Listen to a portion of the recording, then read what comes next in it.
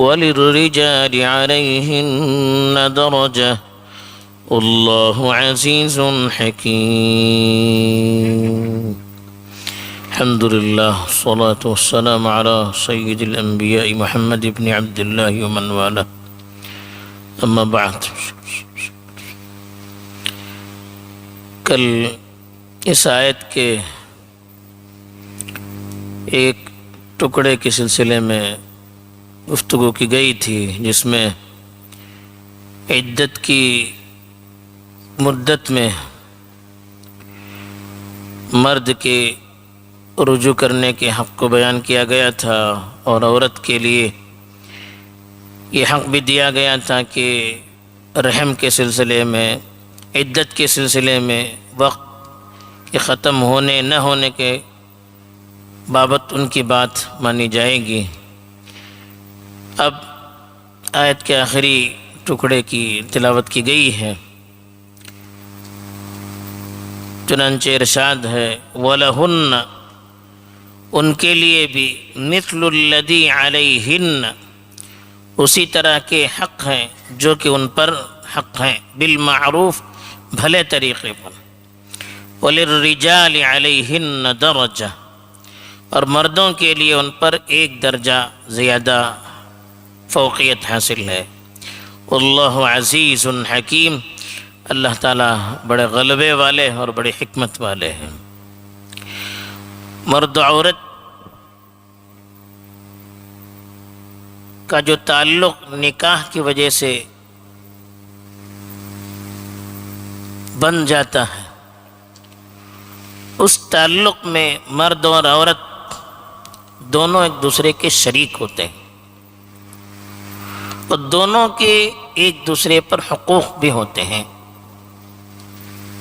چونکہ دونوں انسان ہیں، دونوں کو اللہ نے عقلیں دی ہیں، دونوں کے اپنے اپنے جذبات، احساسات ہوتے ہیں.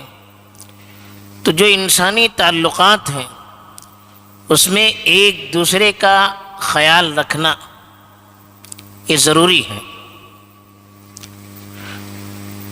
مرد پر عورت کے حقوق بتائے گئے کہ مرد اس کی عزت کا خیال رکھے، ان کے ساتھ بھلے طریقے سے پیش آئے. خیرکم لأہلہ، کہا کہ تم میں سے بہتر وہ ہے جو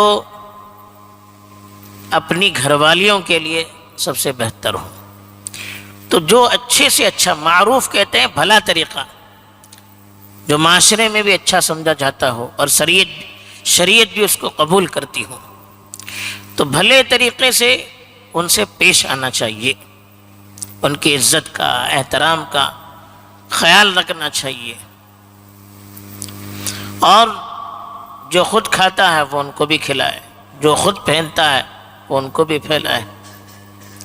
ایسے ہی عورت پر بھی مرد کے حقوق ہیں کہ عورت بھی اپنے شوہر کا احترام کرے، اس کی اطاعت کرے، اس کے گھر میں ایسے لوگوں کو آنے نہ دے جن کو شوہر پسند نہیں کرتا، اور شوہر کے ساتھ خیانت نہ کرے.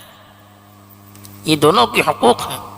ایسے ہی دونوں ایک دوسرے کو پاک دامن رکھنے کی کوشش کریں، اس لیے کہ نکاح کا بڑا مقصد یہ ہوتا ہے کہ دونوں پاک دامن رہیں، دونوں کی عزتیں محفوظ رہیں، غلط طریقے پر اپنے جذبات کو پورے نہ کریں.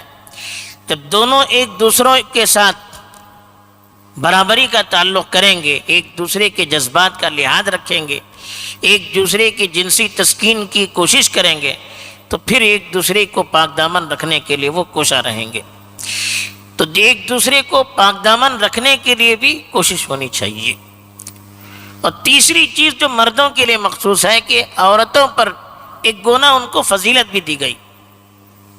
جیسے کوئی ملک ہوتا ہے تو ملک کے سارے شہری برابر ہوتے ہیں، لیکن نظام کو سنبھالنے کے لیے کسی نہ کسی کو سربراہ بنانا پڑتا ہے. کوئی کمپنی ہوتی ہے، کمپنی کو چلانا ہے، اس کے نظام کو سنبھالنا ہے، تو اس میں بھی کسی کو سربراہ بنایا جاتا ہے. تو گھر بھی ایک چھوٹے سے ملک یہ چھوٹے سے ادارے کی طرح ہے جس میں مرد عورت دونوں ہوتے ہیں، ان کی اولاد ہوتی ہے۔ اب گھر کا نظام بھی مستحکم رہنا ہو تو کسی نہ کسی کو سربراہ تو بنانا پڑے گا، ذمہ دار بنانا پڑے گا۔ اب شریعت نے مرد کو ذمہ داری دے دی۔ وجہ کیا ہے؟ سب سے بڑا وجہ تو یہ ہے کہ شریعت نے نان نفقے کی ذمہ داری یہ مردوں کو دے دی۔ عورت کے رہنے کا، کھانے پینے کا، کپڑے بندھن کا انتظام کرنا یہ مردوں کی ذمہ داری ہے۔ جو یہ نظام سنبھالتا ہے وہ گھر کا نظام بھی سنبھالے، وہ گھر میں سربراہ بننے کا حق بھی رکھتا ہے۔ دوسری چیز، مرد چونکہ باہر کے کام کرتا ہے، محنت مشقت کرتا ہے، مختلف لوگوں سے ملتا ہے، مختلف کاروبار کرتا ہے، تو عورت کے مقابلے میں تجربہ اس کو زیادہ ہوتا ہے، اس کی عقل زیادہ استعمال ہوتی ہے، اس کے اندر لوگوں سے رابطہ زیادہ ہونے کی وجہ سے برداشت کی قوت بھی زیادہ ہوتی ہے، لوگوں سے فیس کرنے کی، مواجہے کی صلاحیت، فیس کرنے کی صلاحیت بھی زیادہ ہوتی ہے، محنت مشقت کو وہ زیادہ برداشت کرتا ہے۔ تو اس لیے مرد کو ذمہ داری دی گئی کہ وہ گھر کے بھی نظام کو سنبھالے۔ تو گھر کے نظام کو سنبھالنے کا مطلب بھی یہ ہے کہ وہ گھر کے نظام کو صحیح ڈھنگ پر لے چلے، گھر میں کچھ اونچ نیچ ہو جائے تو یہ سنبھالے، یہ اپنے آپ کو کنٹرول میں رکھے، نظم و ضبط کے ساتھ خود بھی رہے اور گھر کے نظام کو بھی نظم و ضبط کے ساتھ سنبھالنے کی کوشش کرے۔ ذمہ داری زیادہ مردوں پر ہے، تو اس لیے یہاں پر بتایا گیا کہ وَلَهُنَّ مِثْلُ الَّذِي عَلَيْهِنَّ بِالْمَعْرُوفِ، ان کے لیے بھی اسی طرح کے حقوق ہیں جیسے ان پر حقوق ہیں، یعنی جیسے عورت پر مرد کے حقوق ہیں کہ وہ اپنے شوہر کی خدمت کرے، اطاعت کرے، اس کو خوش رکھنے کی کوشش کرے، اس کی عزت اور آبرو کی حفاظت کے لیے کوشش کرے، ایسے ہی مرد پر بھی عورت کے حقوق ہیں کہ وہ بھی اپنی بیوی کو خوش رکھے، اس کے نان نفقے کا، رہنے سہنے کا انتظام کرے، اس کے دوا علاج کا، کھانے پینے کا انتظام کرے، اس کی دیگر ضروریات جو جائز حد تک ہوں اس کو پورا کرنے کی کوشش کرے، اس کو خوش رکھنے کی کوشش کرے، اس کے ساتھ بہتر سے بہتر طریقے پر پیش آئے، یہ مرد کی بھی ذمہ داری ہے۔ معروف کا مطلب جیسے ہم نے بتایا کہ بھلے طریقے پر، اچھے طریقے پر، جس کو معاشرے میں اچھا سمجھا جاتا ہو۔ وَلِلرِّجَالِ عَلَيْهِنَّ دَرَجَةٌ، البتہ مرد کو عورت پر ایک درجہ فوقیت حاصل ہے جیسا کہ ابھی بتایا گیا، لیکن یہ درجے فوقیت حاصل ہونے کا مطلب یہ ہے کہ اس کو گھر کا پورا نظام سنبھالنا ہے، گھر کے نظام کو صحیح ڈھنگ پر لے چلنا ہے، نظم و ضبط قائم رکھنا ہے، اونچ نیچ ہو جائے تو خود ذرا برداشت کرنا ہے، خود صبر کا دامن چھوٹنے نہ دینا ہے، یہ مرد کا کام ہے۔ صحیح نظام کے ساتھ گھر کو چلائے اور خوش رکھنے کی کوشش کرے۔ واللہ عزیز حکیم، پھر کہا اللہ تعالیٰ سب سے غالب۔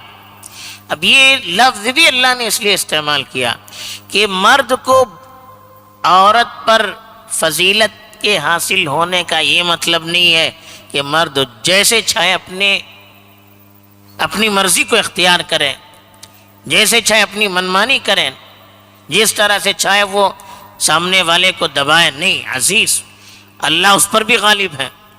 آپ اس کے ساتھ غلط رویہ اختیار کریں گے، اس پر ظلم کریں گے تو اللہ کی ذات بڑی طاقتور ہے، وہ آپ کو پکڑے گی۔ اور حکیم، اللہ نے جو بھی نظام بنایا، مرد کو جو درجہ دیا، عورت کو دو درجے دیے، جو دونوں کے حقوق دیے، اس میں بڑی حکمت پوشیدہ ہے۔